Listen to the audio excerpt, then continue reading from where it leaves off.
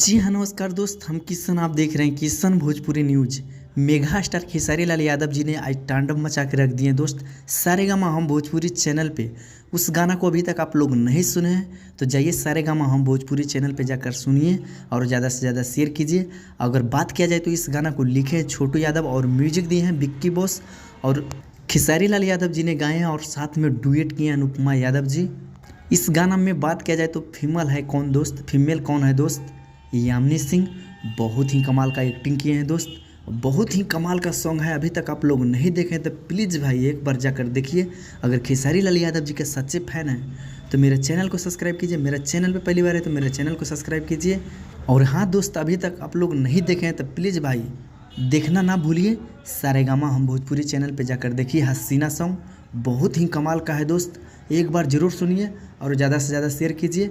धन्यवाद, मिलते हैं अगले वीडियो में। Thank you so much, love you. हाँ दोस्त, व्यू के माध्यम में अगर बात किया जाए तो 1 मिलियन से प्लस व्यू हो गया है दोस्त। हसीना सॉन्ग खेसारी लाल यादव जी का सारेगामा हम भोजपुरी से रिलीज हुआ था दोस्त आज सुबह 7 बजे। अभी तक आप लोग नहीं देखे हैं तो प्लीज़ भाई एक बार जाकर जरूर देखिए।